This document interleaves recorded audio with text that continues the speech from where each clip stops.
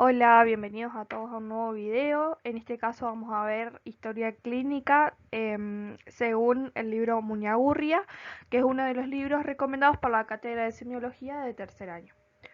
Yo me estoy preparando para rendir injuria, así que voy a estar subiéndoles varios videitos porque es una técnica que también uso yo para estudiar, así que nos va a servir mutuamente. Espero que les guste y bueno, continuemos. Bueno, para comenzar hay que saber qué es la historia clínica, que es un registro de información, o también podemos decir que es un documento médico legal, tiene valor legal. Esto es muy importante y lo vamos a ver en la última diapositiva.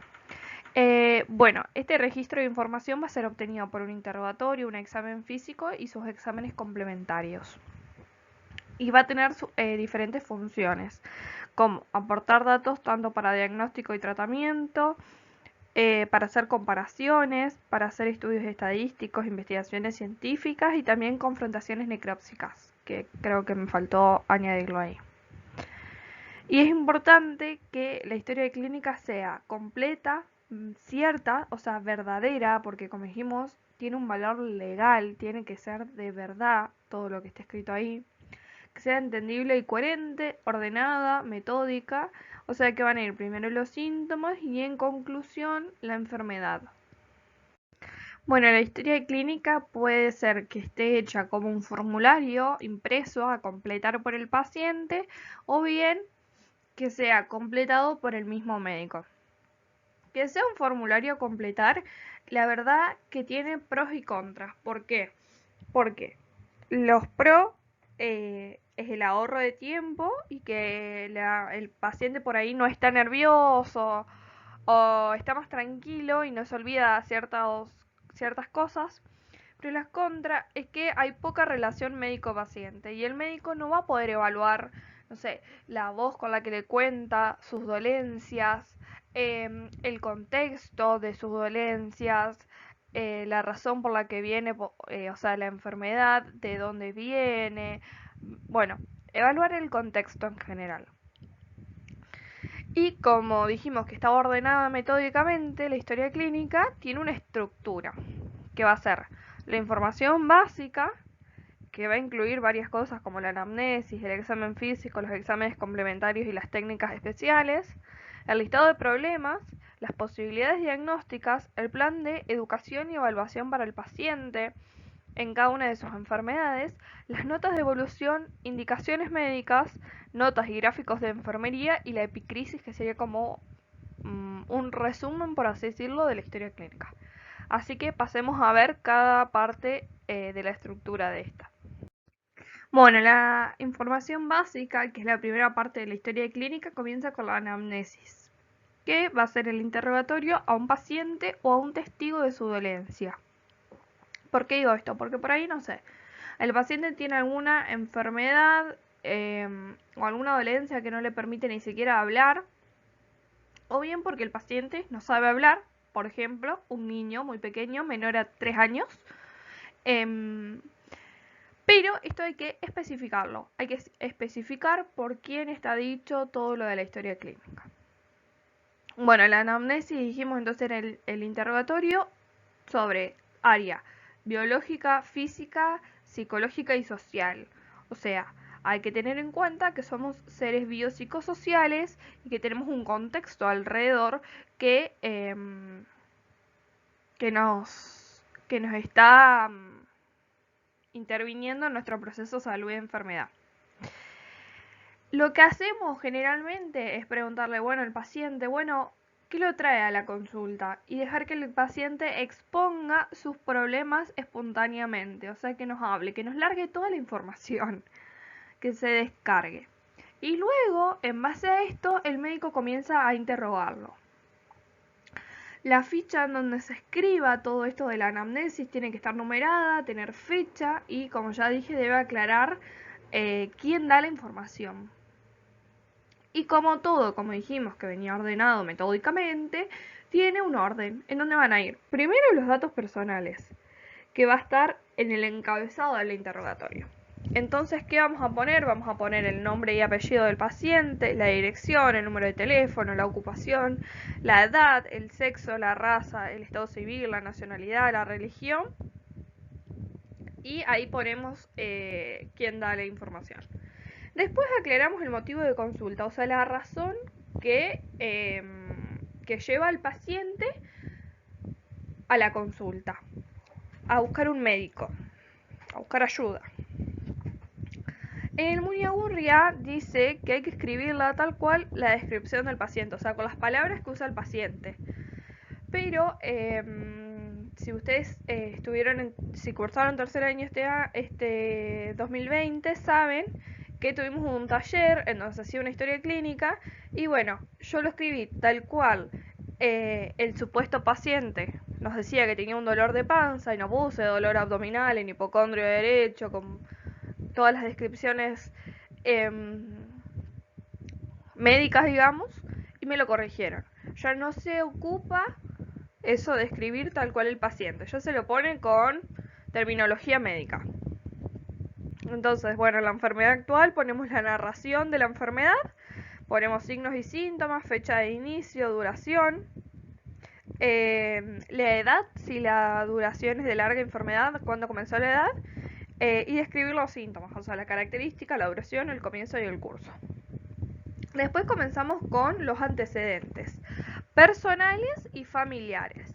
Los personales, vamos a preguntar sobre episodios médicos anteriores, sobre enfermedades, sobre alergias, sobre inmunizaciones, o sea, sobre las vacunas, sobre intervenciones quirúrgicas previas, lesiones, traumatismos. En el caso de las mujeres vamos a preguntar si han tenido hijos, si dieron pecho, o sea, si tuvieron lactancia, cuántos partos, si fue parto natural, parto por cesárea. Vamos a preguntar sobre la menopausia, sobre la menstruación, sobre abortos.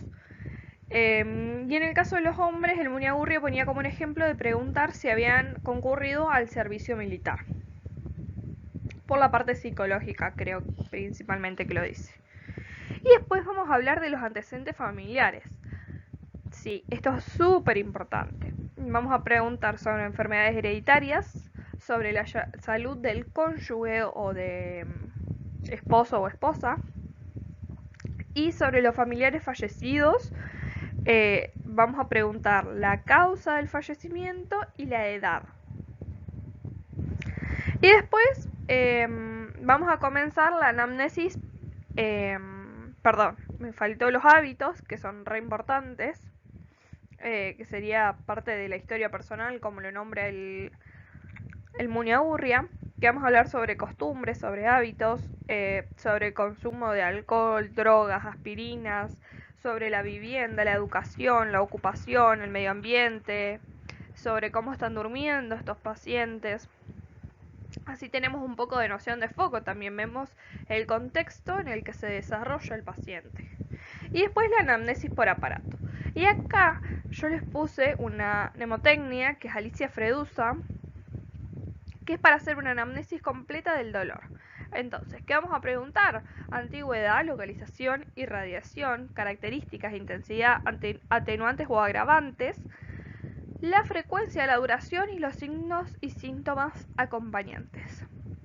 Es súper importante para darle un contexto al diagnóstico y así, bueno, tener una idea más sobre de qué enfermedad estamos hablando.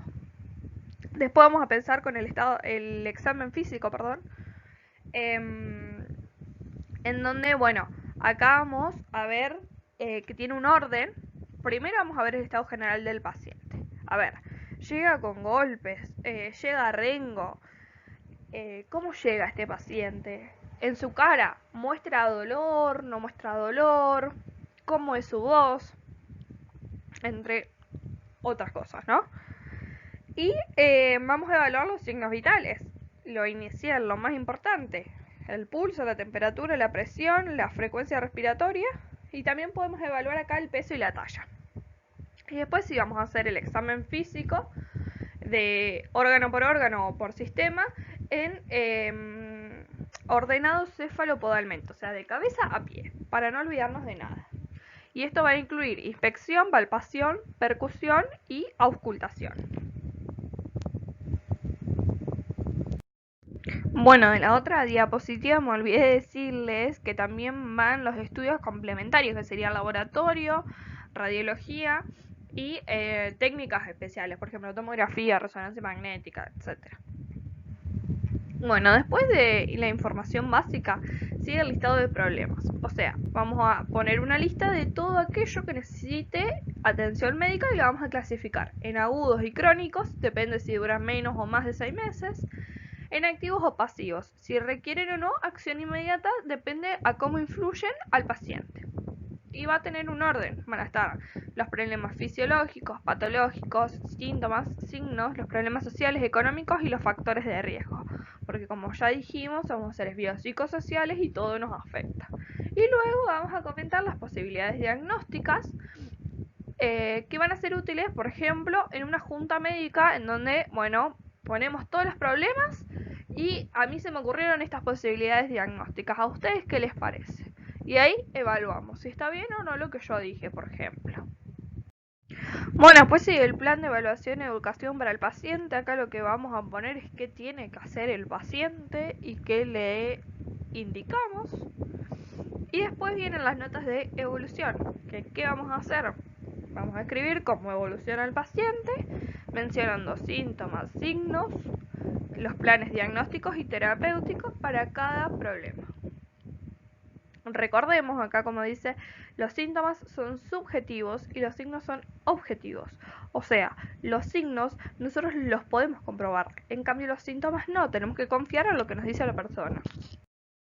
Bien, después siguen las indicaciones médicas. Acá otra vez indicamos cuál es el diagnóstico, los signos, la dieta, los laboratorios y radiologías y estudios complementarios que se tienen que hacer, si tienen que hacer alguna interconsulta y si está internado vamos a indicar el plan de hidratación y los medicamentos. Nada más. Después, como ya dijimos, vienen las notas de enfermería y los gráficos de pulso, presión arterial, temperatura, frecuencia respiratoria, diuresis y peso corporal.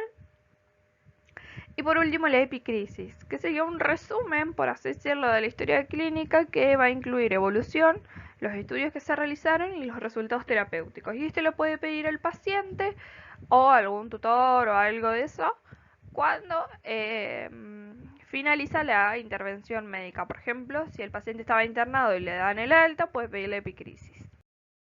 Algo muy importante a resaltar es que los dueños de la historia clínica son los pacientes, los médicos la hacemos y la institución la va a custodiar. Y que esta tiene un valor legal. Y este valor legal, ¿qué significa? Que se la puede usar como prueba de algún delito, como comprobación de algo, por eso tiene que ser cierta, porque si no nos metemos nosotros mismos en un problema. Y es la base de la relación médico-paciente. Por ende, esta relación debe basarse en respeto, empatía, honestidad y tolerancia. ¿Sí? Tenemos que respetar la autonomía de los pacientes, ser respetuosos con ellos. Son personas, a ver, no son una cosa, y hay que tratarlos como tal. Bueno, muchas gracias por llegar al final. Si te gustó, dale like y compartilo con tus amigos. Y en la cajita de información les voy a estar dejando un modelo de historia clínica para que lo puedan ver y puedan practicar en sus casas, armar una. Gracias.